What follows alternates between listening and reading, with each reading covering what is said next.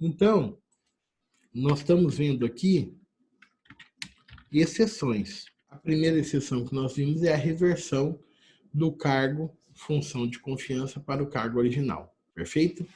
Agora vamos lá. O que diz o parágrafo 2º do artigo 468 da CLT? Diz o seguinte: a alteração de que trata o parágrafo 1º é um complemento a essas hipóteses. Com ou sem justo motivo, o empregador pode motivar a reversão para o cargo original? Pode.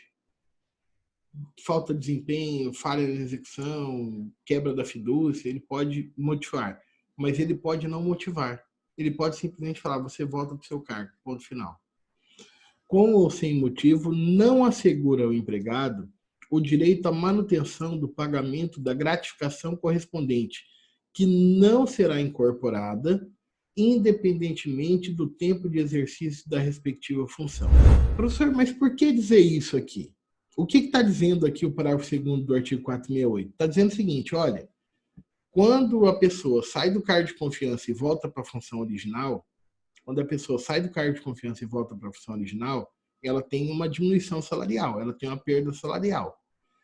E essa perda salarial, ela tem, ponto final. Ela não tem direito de, porque ganhava melhor na função de confiança, quando volta para a função original, continuar ganhando aquele adicional da função de confiança. Não há aí uma vedação uma violação do princípio da irredutibilidade salarial ou da intangibilidade salarial. Não há essa violação. E não é essa violação porque a ideia da remuneração está ligada ao caráter sinalagmático do contrato de trabalho. Portanto, eu devo receber pelo serviço que eu presto. Então, se eu presto um serviço de gerente, eu devo receber um adicional de gerente. Se eu presto um serviço aquém da gerência, eu devo receber na proporção daquele serviço que eu presto aquém da gerência. Perfeito? Agora, por que se colocou esse parágrafo 2º do artigo 468? A intenção desse parágrafo 2º do artigo 468 é colocar um fim a um entendimento que vinha prevalecendo na Justiça do Trabalho, no sentido de que, olha, de fato, a reversão do trabalhador da função de confiança para o cargo original, ela não implica em vedação da alteração contratual lesiva. Pode ser feita. Mas tem que ser estudado o seguinte: existem casos em que o trabalhador ficou tantos anos naquela função de confiança, desempenhando aquela função de confiança, que o passar do tempo, o transcorrer do tempo, cria um direito jurídico para ele.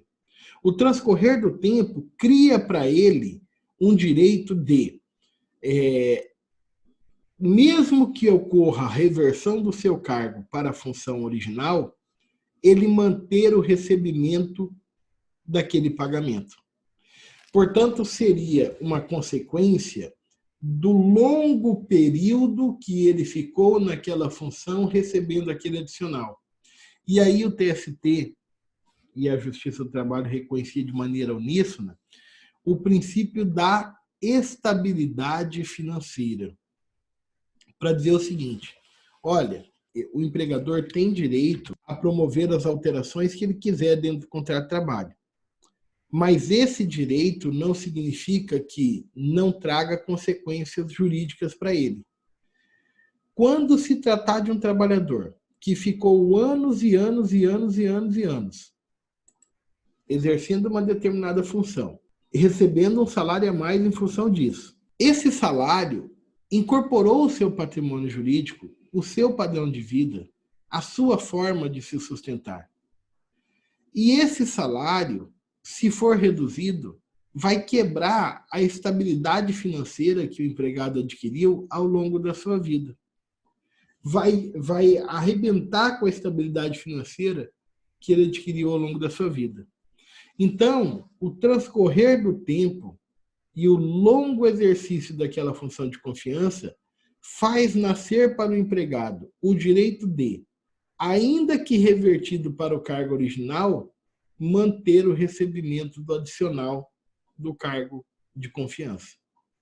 E esse entendimento estava consolidado está consolidado na súmula 372 do TST.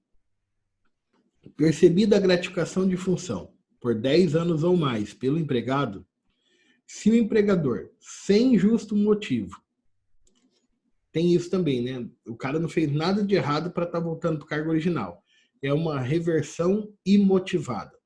Se o empregador, sem justo motivo, revertê-lo ao seu cargo efetivo, não poderá retirar-lhe a gratificação, tendo em vista o princípio da estabilidade financeira.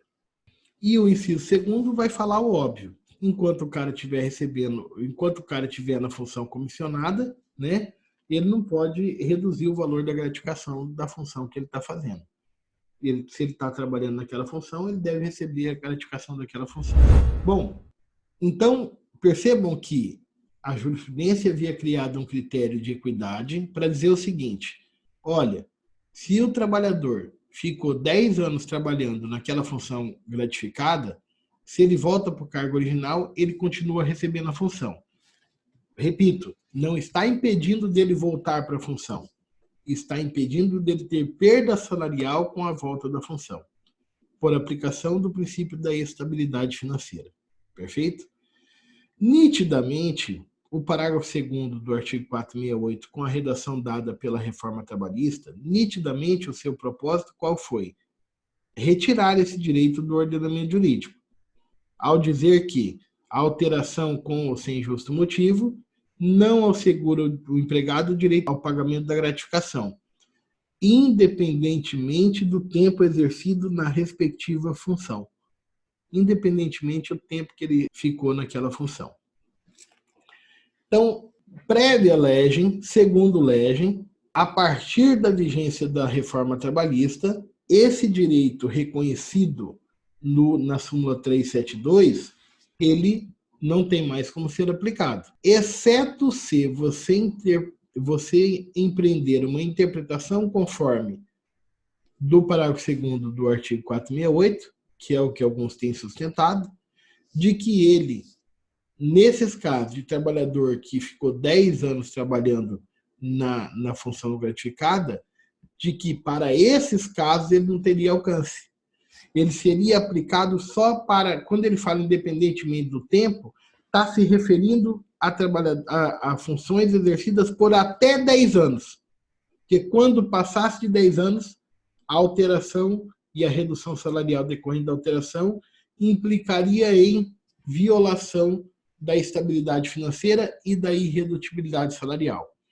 Então, o parágrafo 2º do artigo 468 demandaria uma interpretação conforme, e isso salvaria a sua aplicação em conflito com a súmula 372. Salvaria o conflito, deixaria de existir o conflito. Então, permaneceria o entendimento da súmula 372 e o entendimento do parágrafo 2º do artigo 468. Obviamente que quem defende isso é quem defende uma visão mais protetiva, direito de trabalho, papapá. Aqueles que defendem a reforma trabalhista vão dizer que isso é um absurdo e que a lei acabou com aquilo que estava na súmula 372. O fato é que a súmula 372 já tem 2 anos, já vai para 2 anos da vigência da reforma trabalhista, a súmula 372 não foi revogada pelo TST, ela ainda está lá. E o parágrafo 2º do artigo 468 também está lá. Então, é um nítido conflito do entendimento sumular com o texto da lei. O que vai prevalecer, professor? Só o tempo e o longo maturar da jurisprudência vai dizer o que prevalece. Agora, tem hipótese, por exemplo, que dá para dizer que prevalece. Por exemplo, vamos imaginar um trabalhador que exercesse uma função de confiança já há mais de 10 anos, quando entrou em vigência a reforma trabalhista.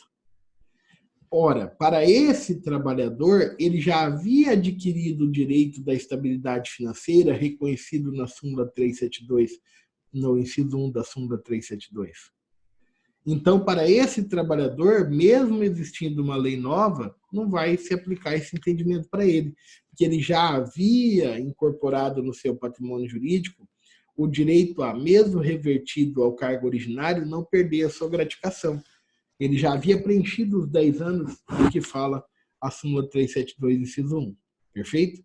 Então, esse entendimento do parágrafo 2º, se ele se aplicar em totum e a súmula cair, Ele vai cair para os novos trabalhadores e para os trabalhadores que, estando trabalhando, ainda não haviam conquistado, não haviam completado 10 anos de serviço. Na Academia Saperialdi, a cada vídeo, um tema novo de direito ou de outras áreas do conhecimento para você aprofundar nos seus estudos. E se você gostou desse vídeo, dá um joinha, se inscreve no nosso canal, ativa o sininho para ser notificado das próximas publicações e vem fazer parte conosco da Academia Saperialdi.